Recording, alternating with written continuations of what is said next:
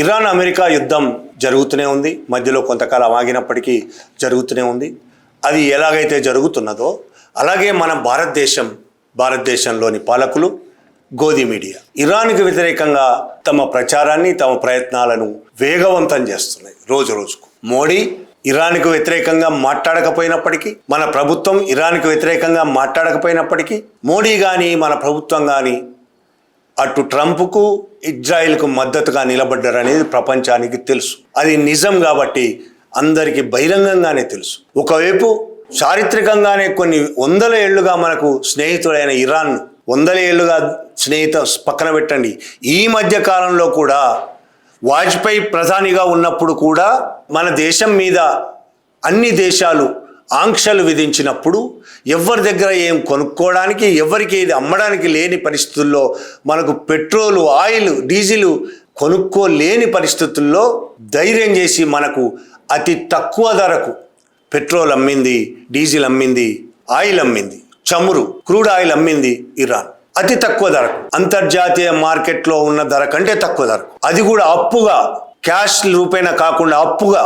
తర్వాత మనం అప్పుగా తీసుకొని ఇచ్చిన డబ్బులను కూడా మన బ్యాంకుల్లోనే జమ చేసింది. అంత స్నేహంగా ఉంది మనతో, అన్ని రకాలుగా సహకరించింది, అనేక సార్లు సహకరించింది, మనతో నిలబడ్డది ఇరాన్. అలాంటి ఇరాన్కు వ్యతిరేకంగా ఇజ్రాయెల్కు మద్దతుగా నిలబడ్డాడు మన మోడీ. ఇరాన్లో 150 మంది పసిపిల్లలను ఇజ్రాయెల్ చంపేస్తే, ఆ ఇరాన్ సుప్రీం లీడర్ను ఇజ్రాయెల్, అమెరికా కలిపి చంపేస్తే కనీసం మాట మాత్రంగానైనా స్పందించలేదు మన ప్రభుత్వం, మన మోడీ. ఆ తర్వాత ఏదో సుప్రీం లీడర్ చనిపోయినప్పుడు, ఖమేనీ చనిపోయినప్పుడు ఆ తర్వాత కొంతకాలానికి నివాళులు అర్పించింది కావచ్చు, కానీ ఖండించలేదు. చాలా ఉన్నాయి అట్లా ఇరాన్ను దూరం చేసుకునే ప్రయత్నం చేసింది. అయినా సరే ఇరాన్ మనతో నిలబడ్డప్పటికీ ఇప్పటికీ మన మీడియా ఇరాన్కి వ్యతిరేకంగా ఎన్ని ప్రచారాలు చేయాలో, ఎంత దుష్ప్రచారం చేయాలో, ప్రజల్ని ఎంత రెచ్చగొట్టాలో అంత చేస్తున్నది. ఇరాన్లో ఆహారం విపరీతమైన సంక్షోభంలో ఇరుక్కున్నదని, ఇక నాశనమైపోయిందని, ఆహారం కొనుక్కుని రోజు తినే రొట్టెలు, ఆహారం కూడా ఈఎంఐలో కొనుక్కుంటున్నారని, ఈఎంఐలో కొనుక్కోవాల్సి వస్తుందని ప్రచారం చేసింది మన మీడియా, గోధి మీడియా. మొన్న ఇండియా టీవీ అంటే తెలుసు మనకు, ఎన్డీటీవీ, ఆజ్ తక్, ఇండియా టీవీ ఒక్కటని కాదు, ప్రతి మీడియా గోధి మీడియాగానే మారిపోయింది. ఇండియా టీవీలో ఒక చర్చ జరిగింది ఇదే ఇష్యూలో, ఇరాన్ అమెరికా ఇష్యూలో. ఇందులో ఢిల్లీ విశ్వవిద్యాలయం ప్రొఫెసర్ ఉన్నాడు, సంగీత్ రాగి అని, ఆయన పాల్గొన్నాడు. ఆయన ఎక్కడికి పోయినా విద్వేషం రెచ్చగొట్టడంలో ముందుంటాడు.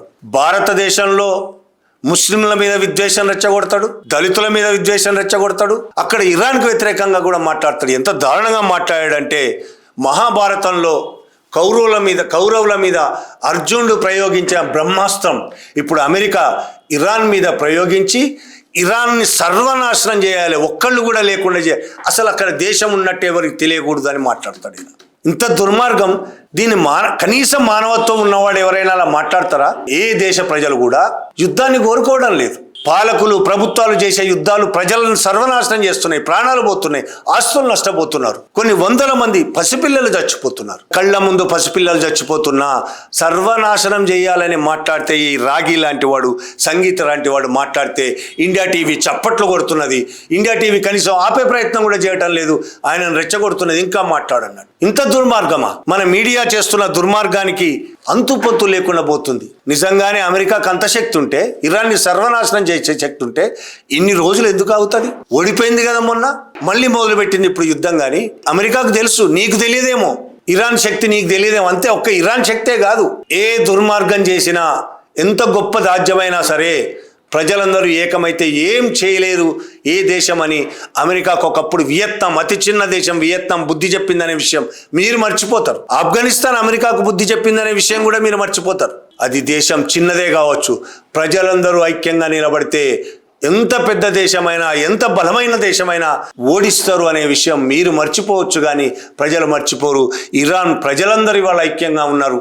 తమ దేశాన్ని బానిసగా కావడానికి వాళ్ళు ఒప్పుకోవట్లేదు, ప్రాణాలు ఇవ్వడానికి సిద్ధంగా ఉన్నారు. వాళ్ళ కొట్లాటలు ఉండొచ్చు, వాళ్ళ పాలకులకు వ్యతిరేకంగా వాళ్ళు మాట్లాడుతుండొచ్చు, పాలకులకు వ్యతిరేకమైన ఆలోచనలు ఉండొచ్చు, వాళ్ళ పాలకులు చేస్తున్న పనుల మీద అసంతృప్తి ఉండొచ్చు, ఆగ్రహం ఉండొచ్చు. కానీ అమెరికా లాంటి ఒక దుర్మార్గమైన దేశం దాడి చేసి ఆక్రమించుకుంటానంటే ఆ దేశ పౌరులు ఎవ్వరు కూడా ఒప్పుకునే పరిస్థితి లేరు. అందరూ తిరగబడుతున్నారు, ప్రతి ఒక్కళ్ళు తుపాకులు అందుకుంటున్నారు అక్కడ. అలాంటి దేశాన్ని నువ్వు సర్వనాశనం చేయాలని కోరుకుంటావా? ఇప్పుడు ఇరాన్, అరబ్ దేశాలు ఒకవైపు, అమెరికా, ఇజ్రాయిల్ అన్ని దేశాలు మూకుమ్మడిగా దాడి చేస్తున్నా సరే తట్టుకొని నిలబడుతున్నది. అమెరికాకు చుక్కలు చూపిస్తున్నది, అరబ్ కంట్రీస్కు చుక్కలు చూపిస్తున్నది. ధైర్యంగా నిలబడమే కాదు, నైపుణ్యంగా పోరాడుతున్నది. అలాంటి ఇరాన్ని సర్వనాశనం చేయాలని నువ్వు అమెరికాకు చెప్తే, అమెరికా సర్వనాశనం చేసే శక్తి అమెరికాకు ఉంటే ఎప్పుడో జరిగిపోయేది కదా. ఇక మాట్లాడతాడు ఇరాన్ గుండాగిరి చేస్తున్నదని మాట్లాడతాడు ఆయన. అసలు గుండాగిరి చేసింది ఎవరు? ఇరాన్ మీద మొదట దాడి చేసింది ఎవరు? అది కదా మాట్లాడాలి. ఇజ్రాయెల్, అమెరికా కలిసి ఇరాన్ మీద దాడి చేసినాయి. దాడి చేయడమే ఒక స్కూల్ మీద, స్కూల్లో పసిపిల్లలు ఉన్నారని తెలిసి కూడా స్కూల్ మీద దాడి చేసి స్కూల్ మొత్తాన్ని బాంబింగ్ చేసి 150 మంది పిల్లలను చంపింది నువ్వు అమెరికానా? ఇరాన్ చంపిందా? అమెరికా మీద దాడి చేసి అంతమంది పిల్లలను చంపి అనేక మంది నాయకులను టార్గెట్ చేసి చంపేసి, ఖమేనీతో సహా అనేక మందిని టార్గెట్ చేసి చంపేసి, అయినా సరే ఇరాన్ నోరు మూసుకొని కూర్చోవాలి, బానిసలుగా బతకాలి. అది ఈ సంగీత్ రాగి కోరుకుంటున్నాడు, ఆ ఇండియా టీవీ కోరుకుంటున్నది. ఇంత దుర్మార్గమా? ఇరాన్కి హక్కు లేదా? తను కాపాడుకునే హక్కు ఇరాన్కు లేదా? ఈ భారతదేశ ప్రజలకు ఎలాగైతే ఆర్ఎస్ఎస్, బీజేపీ దుర్మార్గాలకు వ్యతిరేకంగా పోరాడి తమను తాము రక్షించుకోవాల్సిన బాధ్యత ఉన్నదో, హక్కు ఉన్నదో, అలాగే ఇరాన్కి దుర్మార్గమైన అమెరికా, ఇజ్రాయెల్కు వ్యతిరేకంగా తిరగబడే హక్కున్నది, పోరాడే హక్కున్నది. హక్కు వల్ల వాళ్ళు పోరాడుతున్నారు. బానిసత్వంగా ఉండడానికి ఇష్టం లేని వాళ్ళు పోరాడుతున్నారు. ఇవాళ కొత్త కాదు. పర్షియా, ఒకప్పటి పర్షియా, ఇరాన్, వాళ్ళ పర్షియా మీద కూడా అనేక దాడులు జరిగినాయి. ఎన్నడూ వాళ్ళు లొంగిపోలేదు. చచ్చిపోతారేమో కానీ లొంగిపోరు. లొంగిపోకుండా పోరాడుతున్నారు వాళ్ళు. గుండాగిరి చేస్తున్నది అమెరికా, గుండాగిరి చేస్తున్నది ఇజ్రాయిల్, గుండాగిరి ఇరాన్ చేయలేదు. ఇరాన్ ఆత్మరక్షణ చేసుకుంటున్నది. ఈ మీడియా ప్రపంచంలో మన ఇజ్జత్ తీయడంలో నెంబర్ 1. ఇట్లా మాట్లాడి అన్ని మీడియాలు ఇట్లే తయారైన గోధి మీడియాలన్నీ ప్రపంచంలో మన విలువ పోతున్నది. ఇంతకు ముందు కూడా ఒక ఆయన మాట్లాడాడు, ఇరాన్ ముందు అర్జెంటుగా దాడి చేసి సర్వనాశనం చేయాలని. ఇప్పుడు ఈయన మాట్లాడుతున్నాడు. ఇండియా టీవీ దాన్ని హైలైట్ చేస్తుంది. ఆజ్తక్లో కూడా ఇట్లనే వస్తుంటాయి.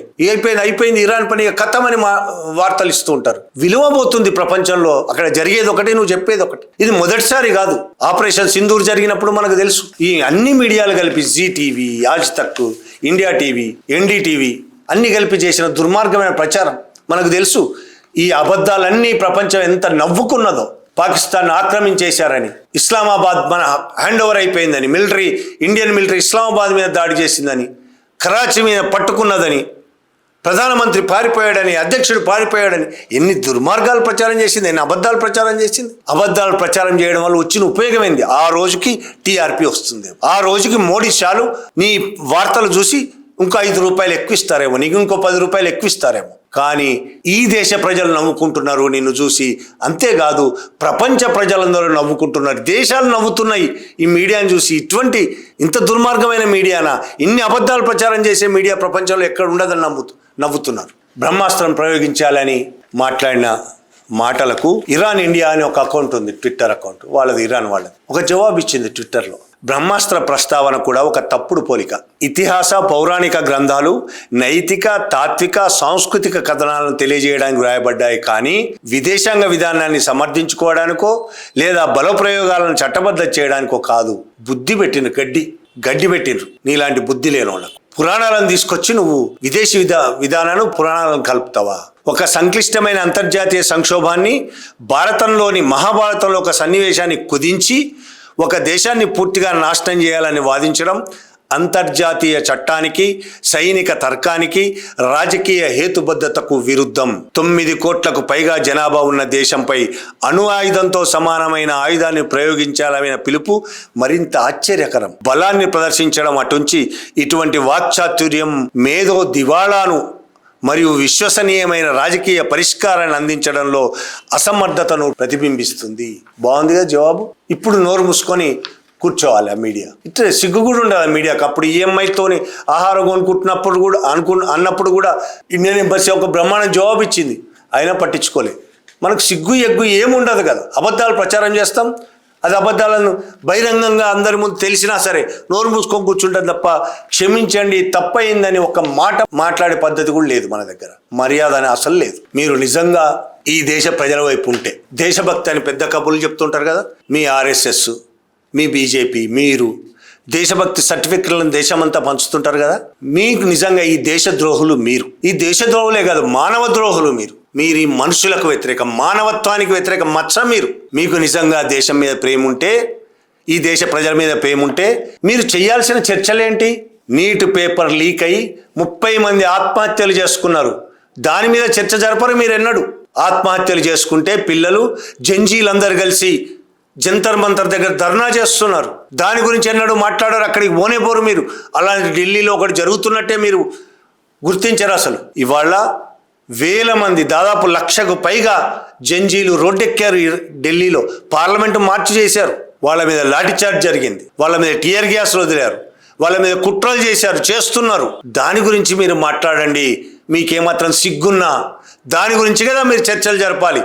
దేశంలో జరుగుతున్న మీరు టీఆర్పీ రేటింగ్ కోసమైనా సరే దేశంలో అతి పెద్ద సంఘటన అది ఇవాళ జరుగుతున్నది. దాని మీద కదా మీరు చర్చలు జరపాలి. వాళ్ళకు వ్యతిరేకంగా ప్రచారాలు చేయడంలో మునిగున్నారు మీరు. వాంగ్చుక్ను కిడ్నాప్ చేశారని మాట్లాడుతున్నారు.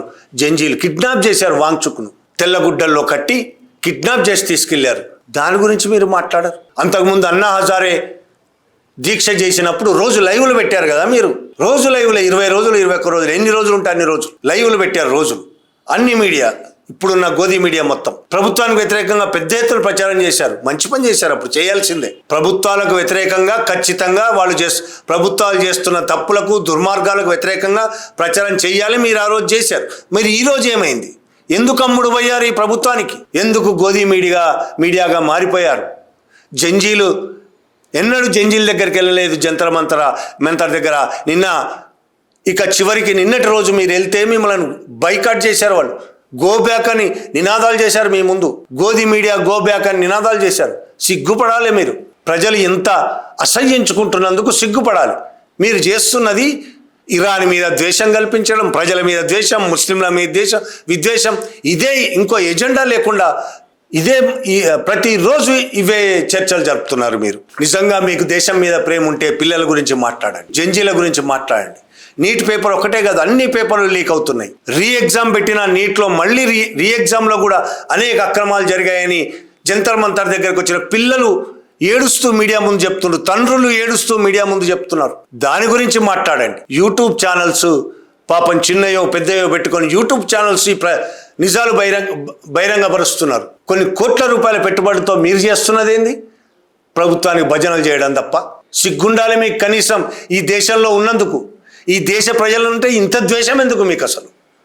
ఈ దేశ ప్రజల సొమ్ము మీద, ట్యాక్స్ల మీద బతుకుతున్న వాళ్ళు మీరు మీ బాసులైన ఆర్ఎస్ఎస్ బీజేపీ వాళ్ళు ఈ దేశ ప్రజల ట్యాక్స్ల మీద బతుకుతున్న వాళ్ళు, ఈ దేశ ప్రజలు తమ రక్తాన్ని చెమటగా మార్చి సంపాదించిన సొమ్ముతో బతుకుతున్న వాళ్ళు, దోచుకొని బతుకుతున్న వాళ్ళు. కనీసం ప్రజల గురించి రోజుకు ఒక్క వార్త అయినా చూపించండి, రాయండి.